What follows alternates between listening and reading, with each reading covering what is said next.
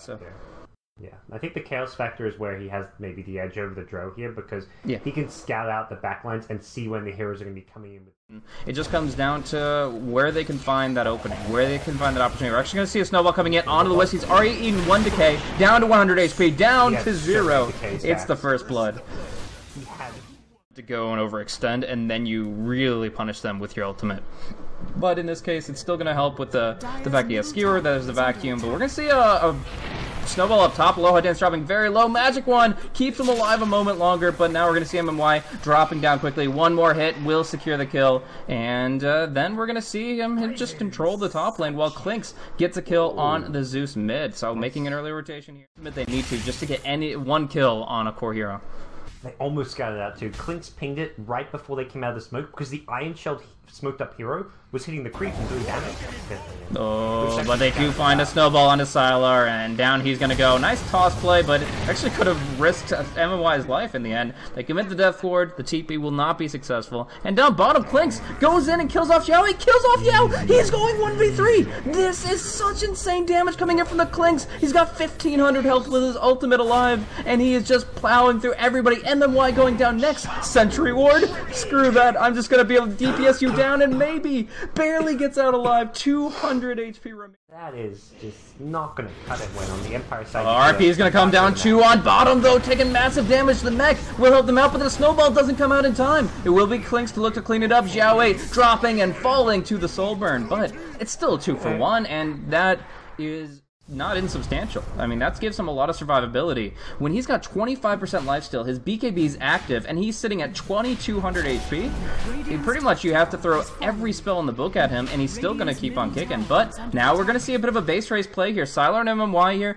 are looking at the top tier 3, and the Roche has just fallen for Empire. Where are the TPs coming in? They have only one TP scroll on the Undying. They're going to lose a tier 3 tower outright for nothing.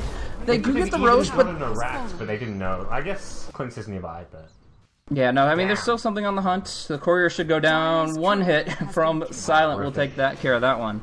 But yeah, I mean, this is an error they cannot repeat. Corner here, so he does just prevent 1 stun because, for all you know, 1 stun turns into 4. So good, still a good decision, and yeah, we'll see the pipe pop and the tier 3 fortified very early on. Strafe though at the same time. Yeah. Oh, nice silence on the maybe! Maybe goes down, no reverse polarity, has buyback, is gonna have to use it, and the cast will bounce heavily between 2. Amazing usage of the ice shards, zoning them out. Now the Death Ward's gonna do that trick, and it's gonna be all on the Magnus here, but Silent, he has the Orchid in 3 seconds, and there is no BKB on Maybe. This is gonna be the time. If he precasts the next Orchid, Maybe can do nothing here. They've already lost the tier 3 tower, and that was just an incredible silence coming in from Silent. I mean, the Magnus.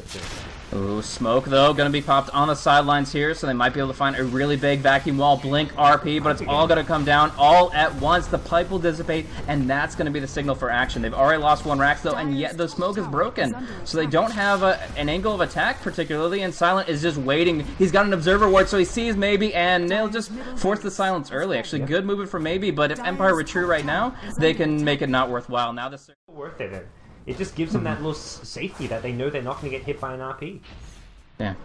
They can't make that play again, though. They don't have any more observer wards. They have to just eyeball it and make the quick reaction against Maybe here. So we'll see. Right now they have no vision, and it's going to be just a skewer play onto Resolution, bringing him down very quickly. The snowball not going to come in time, so they pop the Aegis. Yao pops his Ghost Scepter, which turns out to save his life, and try to set up the vacuum, and he gets bounced twice. Paralyzing cast ×2, but finally the vacuum into the wall. Yao will go down to the last right click of Resolution, and as soon as this wall goes down, they have nothing, but Yoky walks in past the wall all by himself and can't survive. So they're going to pop the mech, they're going to head for the hills, and Silent in like a teamfight wombo combo.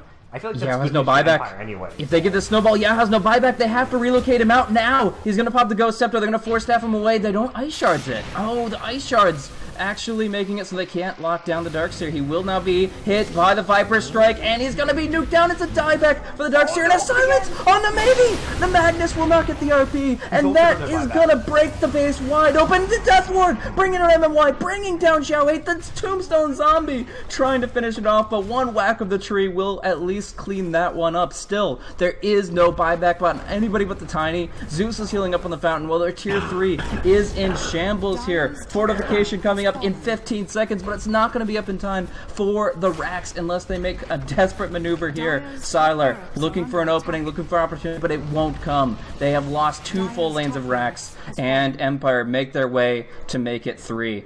The AC is on the courier, not here yet, but they might be able to just end it here. LGD played one of the best game ones I've seen in months of Dota 2, but Empire bounced back in such a strong way. 2 good drafts in a row, a really questionable game 3 draft from LG. I have no idea what they were thinking going for such a risky, volatile draft, but here we go. It looks like Empire going to take game 3, one last fight to seal the deal. Sylar on the front lines, he just can't attack. The Viper pick has been the hero. After he comes in from the side and trying to return the time here. The wall is there, but I don't think it's going to be enough ways. Yeah, I mean, we see Silent doing some good damage here. Nice skewer onto Resolution, but he's got plenty of HP left to work with, and he has an AC now, so they just burn them all down. We're going to see the Ghost Scepter come out for, yeah, that's going to just delay his inevitable death as the 2 cores just right-click him down, and Sylar is left all alone. Pops the final level of Grow. Silent unstoppable with a triple kill, and a very deserved win, bringing them to the quarterfinals, bringing them into the money for the Mars TV Dota 2 League here. This was the match they needed to win to advance forward. They're going to be going up against LGD-GAMING in the semifinals, and that'll actually be a kind of a rematch